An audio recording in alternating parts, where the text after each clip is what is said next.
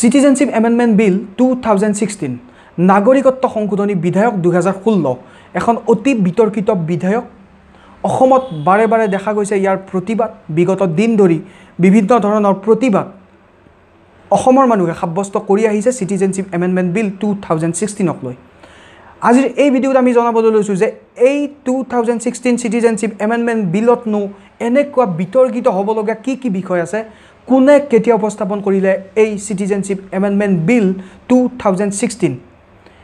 যদি কিবা কাৰণত এই বিধেয়ক গৃহীত হয় তেনেহলে কিমান সংখ্যক পাকিস্তানী হওক বাংলাদেশী হওক বা আফগানিস্তানৰ মানুহে হওক লাভ কৰিবলৈ সক্ষম হ'ব ভাৰতবৰ্ষৰ নাগৰিকত্ব এই সকলো বিষয় আপুনি জানিবলৈ সক্ষম হ'ব যদি এই ভিডিঅ'ৰ আপুনি সম্পূৰ্ণ শেষলৈ উপভোগ কৰে লগতে জনাইছো যে জেপিসি যি জইন্ট পাৰ্লিয়ামেণ্টাৰী কমিটি গঠন কৰি দিয়া হ'ল সপক্ষে বিপক্ষে মত লবৰ বাবে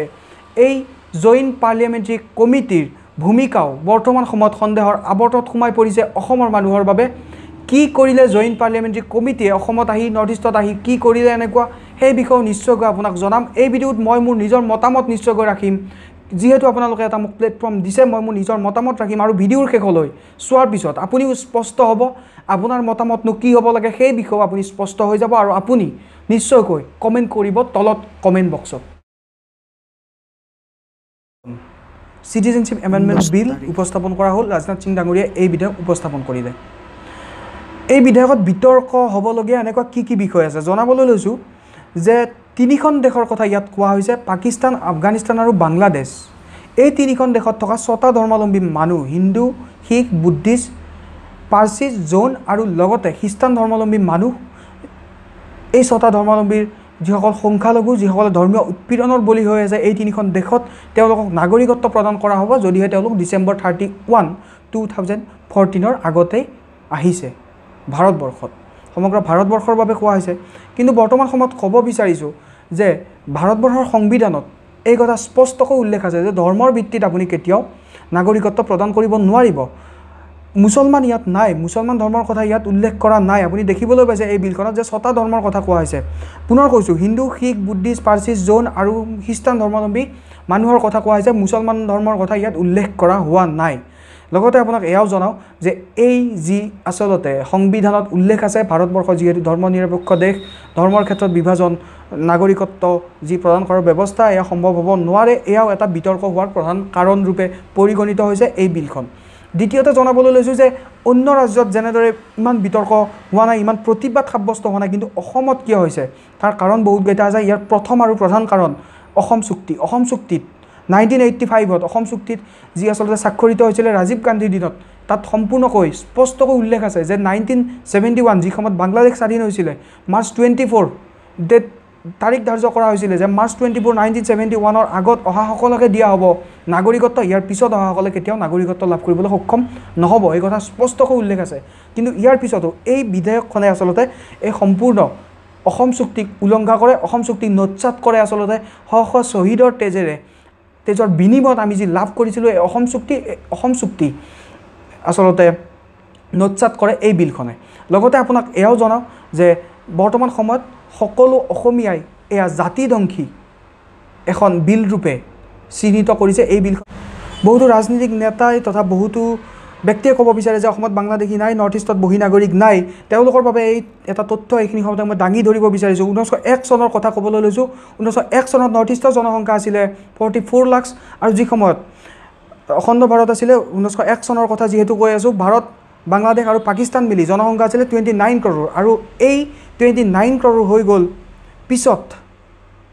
2011 চনত 156 ক্ৰ'ৰ কিন্তু এইফালে নৰ্থ ইষ্টৰ কথা যদি আপুনি চাই তেনেহ'লে নৰ্থ ইষ্টত আছিলে 44 লাখ আৰু 2011 চনত হৈ গ'ল 450 লাখ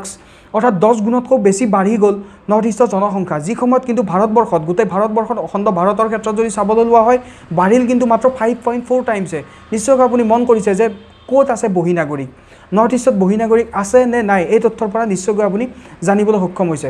এতিয়া জনাবলৈ লৈছোঁ আপোনাক যে বহুতে ক'ব খোজে যে অসমত কিমান সংখ্যক বাংলাদেশী আহিব বহুতে ক'ব খোজে ৰাজনৈতিক নেতাসকলে যে 2 পৰা 3 লাখ বাংলাদেশী হয়তো হিন্দু আহিব কিন্তু এইখিনি সময়ত মই জনাবলৈ লৈছোঁ যে অসমত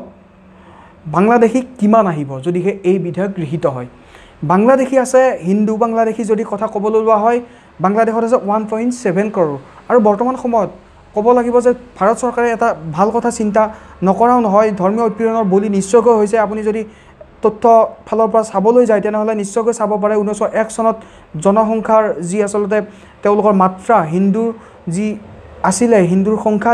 কিমান আছিলে দেখুৱাবলৈ লৈছোঁ আপোনাক ইয়াত যদি আপুনি চাবলৈ যায় প্ৰথমে যে 35 আৰু পিছত এতিয়া আহি 2015ত প্ৰায় 8%লৈ হ্ৰাস পাইছে হিন্দুৰ সংখ্যা গতিকে নিশ্চয়কৈ ক'ব পাৰি যে ভাৰত চৰকাৰে কিবা এটা চাইছে নিশ্চয়কৈ কিন্তু বৰ্তমান সময়ত এটা কথা সম্পূৰ্ণ স্পষ্ট যে অসমে আৰু বুজা ল'ব নোৱাৰে অসমে আৰু কেতিয়াও বাংলাদেশৰ বুজা ল'ব নোৱাৰে আৰু এই কথা অসমৰ মানুহে প্ৰতিবাদৰ যোগেৰে স্পষ্ট কৰি দিছে এয়া ব্ৰহ্মপুত্ৰ ভেলীয়ে হওক বা বাৰাক ভেলীয়ে হওক বাৰাক ভেলীৰ ফালৰ পৰা যদিও কোৱা হৈছে যে বাংলাদেশী যিয়ে নহওক বাংলাদেশী হিন্দুক আদৰিবলৈ তেওঁলোক প্ৰস্তুত আছে কিন্তু ব্ৰহ্মপুত্ৰ উপত্যকাত এই কথা কোনো এজন অসমীয়াই কিন্তু মানিবলৈ স্বীকাৰ কৰা নাই অৰ্থাৎ এই বিধায়ক সম্পূৰ্ণৰূপে বৰ্জন কৰাটো বিচাৰিছে এই বিধায়ক গৃহীত হোৱাটো কোনেও বিচৰা নাই ব্ৰহ্মপুত্ৰ উপত্যকাত জেপিচি আহিছিলে জেপিচিৰ কথা ক'বলৈ লৈছোঁ জেপিচি আহিলে ব্ৰহ্মপুত্ৰ উপত্যকাত থাকিলে এদিন গুৱাহাটীত থাকি তেওঁলোক গুচি গ'ল আৰু ইয়াৰ পিছত বৰাক উপত্যকাত কিন্তু তেওঁলোক বাৰাক ভেলীত দুদিনকৈ তেওঁলোকে সময় অতিবাহিত কৰিলে আৰু ব্ৰহ্মপুত্ৰ উপত্যকাত আহি কেৱল গুৱাহাটীতে তেওঁলোকে তেওঁলোকৰ যি কৰ্মৰাজি তেওঁলোকৰ যি কাম তাতে কৰি তেওঁলোকে সামৰিলে কিন্তু বাকী জেগাটো তেওঁলোকে যে যাব লাগিছিল এই কথা নিশ্চয়কৈ মন কৰিবলগীয়া এটা কথা আছিলে কিয়নো শিৱসাগৰে হওক বা ওদালগুৰি হওক চাৰিআলি হওক এই সকলোবোৰ জেগাত আচলতে তেওঁলোকে চাব লাগিছিলে যে মানুহৰ মতামত কেনেকুৱা মানুহে কি বিচাৰিছে এই সকলোবোৰ বিষয় তেওঁলোকে চাব লাগিছিলে এই কথাও আচলতে সন্দেহৰ আৱৰ্তত সোমাই পৰিছে বৰ্তমান সময়ত যে জেপিচিয়ে ঠিকমতে কাম কৰিছেনে লগতে এয়াও জনাওঁ যে জেপিচি মেঘালয় চৰকাৰে ইতিমধ্যে বিৰোধিতা কৰিছে জেপিচিয়ে কিন্তু জানিবলৈ দিছে যে জেপিচিয়ে এইবাৰ জইণ্ট পাৰ্লিয়ামেণ্টাৰী কমিটিয়ে এইবাৰ কিন্তু অকল নৰ্থ ইষ্টৰ ত্ৰিপুৰাত যাব ত্ৰিপুৰাত আপুনি জানে ত্ৰিপুৰাৰ বাংলা বহুতো আছে বাংলাভাষী মানুহ তেওঁলোকৰো মতামত ল'ব আনহাতে মন কৰিবলগীয়া বিষয় এইখিনিতে যে ত্ৰিপুৰাৰ নিৰ্বাচনৰ প্ৰতি লক্ষ্যও কিন্তু ৰখা হৈছে এই বিধায়কখন আনাৰ আগত ত্ৰিপুৰাৰ যদি চাবলৈ লোৱা হয় ত্ৰিপুৰাত মানিক চৰকাৰ বহুদিনৰ পৰা আছে গতিকে মানিক চৰকাৰ ওফৰাবলৈও এটা ৰাজনীতি বৰ্তমান সময়ত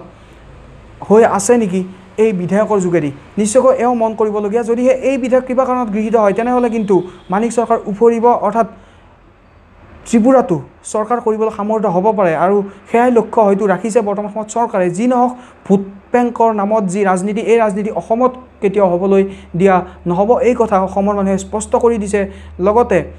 জুবিন দা ওলাই আহিছে বৰ্তমান সময়ত এই যি বিধায়ক এই বিধায়ক ফালি পেলাব লাগে বুলি কোৱা হৈছে অসমৰ মানুহে এখন আচলতে জাতিধ্বংসী বিধায়ক ৰূপে এই বিধায়কক চিহ্নিত কৰিছে গতিকে ক'ব লাগিব এই বিধায়কৰ মোৰ ফালৰ পৰা যদি মতামত মই দিওঁ তেনেহ'লে এই বিধায়ক মই কোনো পধ্যেই নিবিচাৰোঁ মই নিজে আচলতে আমাৰ ফালৰ পৰা আমি বিচাৰোঁ যে এনআৰচি হৈ যাওক এনআৰচি এতিয়ালৈ হৈ নুঠিল 1950 চনৰ পৰা আৰম্ভ হ'ল এনআৰচিৰ কাম কাজ এনআৰচি হ'ব লাগে এনআৰচি হৈ নুঠিল আৰু এতিয়া ফাৰ্ষ্ট ড্ৰাফ্ট হৈ গ'ল ফাইনেল ড্ৰাফ্ট হ'বলৈ এতিয়াও বাকী 30 জুনত দিয়া কথা আছিলে 30 জুনতো হৈ নুঠিল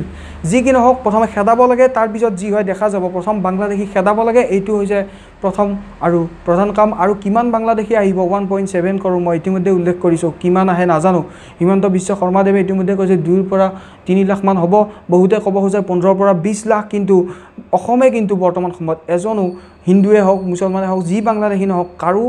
ধৰ্মৰ ভিত্তিত কোনো বাংলাদেশীৰ যি আচলতে বোজা এই বোজা অসমে ল'ব নোৱাৰে এই কথা অসমৰ মানুহে স্পষ্ট কৰি দিছে অসমৰ প্ৰতিটো দল সংগঠনে স্পষ্ট কৰি দিছে অসমৰ শিল্পী সকলে স্পষ্ট কৰি দিছে অসমৰ সাধাৰণ জনতাই স্পষ্ট কৰি দিছে আৰু এতিয়া বৰ্তমান সময়ত সৰ্বানন্দ সোণোৱাল এজন জাতীয় নায়ক হিচাপে তেখেতৰ যি আচলতে সাহস যি কি দেখুৱাব তেখেতে কি কৰিব সেই কথা বৰ্তমান সময়ত অসমৰ মানুহে কিন্তু খুবেই ভালকৈ চাই আছে গতিকে নিশ্চয়কৈ এইবাৰ প্ৰকাশ পাব আচলতে চৰিত্ৰ ৰাজনীতিক দলৰ কাৰ কি লেতেৰা ৰাজনীতি নে চাফা ৰাজনীতি কোনে কি কথাৰ জৰিয়তে আহিল লগতে কেনেদৰে আচলতে উভতনি যি আচলতে ওলোটা খৰ দিলে ওলোটা বাগৰ লুটি বাগৰ যিটো কয় সেই লুটি বাগৰ আচলতে কোনে মাৰিব চেষ্টা কৰি আছে বৰ্তমান সময়ত সেই সকলো বিষয় বৰ্তমান সময়ত কিন্তু অসমৰ জনতাই চাই আছে আৰু এবাৰ যদি ভুল হয় তেনেহ'লে নিশ্চয়কৈ অসমৰ জনতাই মাফ নকৰিব কাৰণ বহুতো আৱেগ জড়িত হৈছিলে যেতিয়া এই চৰকাৰখন আনা হৈছিলে শৰাইঘাটৰ যুদ্ধ বুলি কোৱা হৈছিলে শেষ ৰণ আৰু এই কথা নিশ্চয় অসমৰ মানুহে কেতিয়াও নাপাহৰে সৰ্বানন্দ সোণোৱালদেৱলৈ অনুৰোধ তেখেতে যাতে এই সকলোবোৰ বিষয় ভালদৰে চাই অসমৰ মানুহক আৰু বিদেশীৰ বোজা জাপি নিদিয়ে অসমৰ মানুহক অন্তত শান্তিৰে প্ৰতিবাদ বাৰে বাৰে কওঁ আমাৰ বন্ধুৰ মাজত যেতিয়া আলোচনা হয় তেতিয়া আমি কওঁ যদি এতিয়াও প্ৰতিবাদ সাব্যস্ত কৰি থাকিবলগীয়া অসমত যদি এতিয়াও ৰাজপথত টায়াৰ জ্বলিবলগীয়া হয় তেনেহ'লে কেনেকৈ হ'ব অসমৰ উন্নতি এই কথাও নিশ্চয়কৈ মন কৰিবলগীয়া আজিলৈ সামৰিছোঁ নিশ্চয় ভিডিঅ'ৰ পৰা কিছু পৰিমাণে কিছু কথা আপুনি জানিবলৈ সক্ষম হ'ল যদিহে আমাৰ ভিডিঅ' ভাল পাইছে তেনেহ'লে লাইক কৰিব এটা আৰু শ্বেয়াৰ কৰক সেইসকলৰ বাবে যিসকলে এই সকলোবোৰ বিষয় চিটিজেনশ্বিপ এমেণ্ডমেণ্ট বিল 2016ৰ ওপৰত কিছু কথা জানিবলৈ বিচাৰিছে তেওঁলোকৰ বাবে শ্বেয়াৰ কৰক অসমীয়াত হয়তো প্ৰথমটো এনেকুৱা ভিডিঅ' আহিছে চিটিজেনশ্বিপ এমেণ্ডমেণ্ট বিলৰ ওপৰত শ্বেয়াৰ কৰক লাইক কৰিব কমেণ্ট কৰিব তলত কমেণ্ট বক্সত আপোনাৰ বহুমূলীয়া কমেণ্ট নিশ্চয়কৈ জনাব আজিলৈ সামৰিছোঁ পুনৰ লগ পাম এটা নতুন ভিডিঅ'ৰ সৈতে তেতিয়ালৈ নমস্কাৰ